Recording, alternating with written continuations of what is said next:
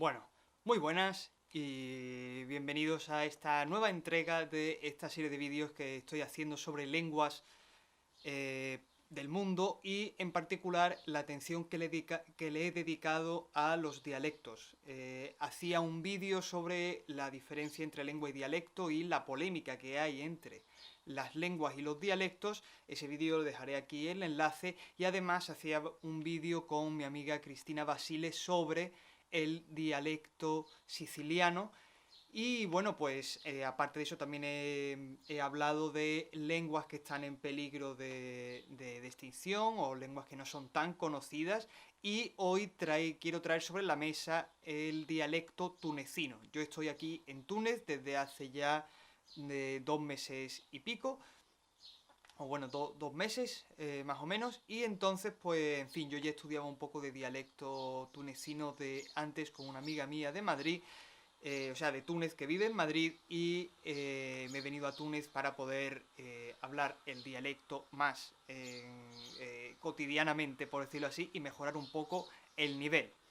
Esto va a ser simplemente una introducción. Yo evidentemente no... Primero que en el caso de Cristina, por ejemplo, si tenía una persona que sí era experta sobre el tema, pero yo no tengo nadie experto sobre el tunecino. Conozco personas de Túnez que hablan naturalmente árabe tunecino, pero no conozco ningún experto sobre Túnez que pueda hacer una introducción a la gramática o al vocabulario, etcétera. Entonces, no habiendo pan, buenas son tortas, no habiendo ningún experto sobre el tunecino, pues os tendréis que conformar conmigo. Y bueno, aquí la primera cosa interesante que querría hablar, que es profundizando más sobre el tema de la diferencia entre dialecto y lengua. Mucha gente considera que esto es dialecto, y de hecho al tunecino se lo llama o bien lahja, que en árabe sería como dialecto, o darja, que es como la palabra lo que utilizamos para hablar, por ejemplo, del marroquí decimos darija, o darija, y eso, con eso nos referimos a la lengua hablada, la lengua popular, por decirlo así. Y así es como se suele hablar del marroquí, y lo mismo se utiliza aquí. Los propios tunecinos hablan de su forma de hablar como darja, o hablan de su forma de hablar también como lahja. Entonces, esto en mi opinión es un problema muy de fondo que tiene que ver más con la cultura y la política que otra cosa. Porque, a ver, el tunecino se diferencia tanto del árabe estándar o el árabe fosha, como el español se puede diferenciar del árabe, o sea, como el español se puede diferenciar del latín, casi. Yo he hablado ya de esto, escribía un artículo para el diario El Púnico sobre la identidad, la cultura aquí en Túnez, en fin, de estar aquí, de hablar con la gente sobre el tema. Pues he tenido entrevistas interesantes, y entonces hablaba sobre el problema de la cultura y la identidad, ¿no? Y uno de ellos era la lengua, o sea, que la gente no considera que lo que ellos hablan es una lengua, consideran que es, muchos de ellos por lo menos, y casi todos los que yo he conocido, consideran que su lengua es inferior, infravaloran su propia lengua. Muchos de ellos aluden a la idea de que el tunecino le faltan muchas palabras y tiene que recurrir constantemente al francés o constantemente al fusha, y que es una lengua incompleta, imperfecta, etcétera. Yo creo que todo eso son tonterías. Todas las lenguas tienen palabras de otros idiomas, y eso lo que hace no más que enriquecer. Fijaos cuántas palabras vienen del árabe en español, y eso no hace del español un idioma más imperfecto. Al contrario, yo creo que lo hace más interesante, más rico. El hecho de que vengan unas 4000 palabras del árabe en español me parece que es precioso. El que vengan tantísimas palabras del francés, por ejemplo, en tunecino, o del italiano, o del turco, o de lo que sea, me parece que es fantástico y precioso. Bien, entonces, con esto, ¿qué es una lengua? Yo creo que es una lengua. Si alguien tiene problema conmigo, pues un día quedamos en la calle, hacemos un duelo a espadas y nos quedamos tranquilos. Un problema adicional que viene de que los propios tunecinos no consideran su lengua como una lengua real, sino que lo ven como un dialecto, una forma imperfecta, es que ellos no acuden a escribir en tunecino. Cuando ellos escriben, bien lo hacen en francés, completamente en francés, o bien lo hacen en árabe estándar. Hay muy poco tunecino escrito. La gente escribe tunecino Con el teléfono móvil es donde hay mayor registro escrito, o sea, coged el móvil de cualquier tunecino, metéis en el WhatsApp, metéis en el Instagram, y en el Instagram, en las redes sociales donde la gente habla, escribe más bien, perdón, escribe en tunecino. Cuando yo hablo con el móvil con la gente en tunecino, utilizamos un sistema tunecino escrito estándar que está más o menos estandarizado. Tú le escribes a cualquiera en el sistema estándar, que hablaremos de eso, que es básicamente coger un poco del francés. Se utiliza el modo de escribir francés para representar el tunecino, añadiendo pues los números, por ejemplo, que es una cosa muy típica del mundo árabe, añadir ciertos números para aquellas consonantes que no tienen una representación en el alfabeto latino, como el 6, el 6, el 7, el 8, se utilizan varios números para representar sonidos, de eso ya hablaremos. Y bueno, en definitiva, que no hay salvo la parte de los teléfonos móviles y en las redes sociales, no hay mucho registro escrito. Yo he oído de una periodista de aquí que desde la Revolución hay poemas escritos en tunecino, que hay gente que ha empezado a escribir en tunecino.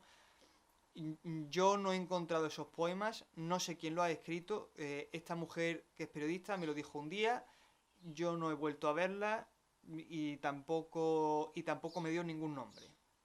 Si alguien sabe los nombres de esos poetas tunecinos escribiendo en dialecto tunecino, por favor, que lo ponga en los comentarios y me hace un favor porque me encantaría poder acceder a esos textos. ¿Qué más? ¿Qué más? Vamos ahora a repasar un poco las características del tunecino. ¿Qué tiene el tunecino? ¿Cuáles son las características principales de este idioma? A ver, con respecto al árabe estándar o al fusha, lo que encontramos es lo que encontramos en todos los dialectos, que es una simplificación de la gramática, tanto en tiempos y modos verbales, como en la conjugación, y también incluso en la pronunciación. Una cosa muy típica en tunecino es prácticamente eliminar las vocales cortas, tratar de construir las palabras con el mínimo número de vocales posibles. O sea que hay una simplificación fonética hacia respetar únicamente las vocales largas o aquellas vocales que sean necesarias para poder mantener la pronunciación, dejando casi todo el resto completamente consonántico. Eso sería la simplificación fonética. La simplificación gramática, como he dicho, muchas complicaciones gramaticales del fusha desaparecen. Muchas partículas que requieren diversas, o sea, muchas cosas diversas, muchas partículas que requieren, que tienen muchas formas en fusha, adquieren una única forma en tunecino. De hecho, vamos a hablar de eso.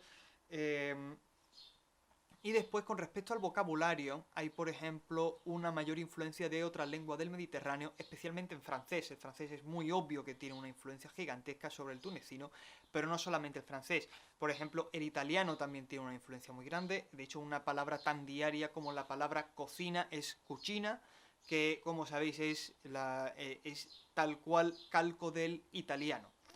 También he visto la palabra olla, que posiblemente venga del español olla.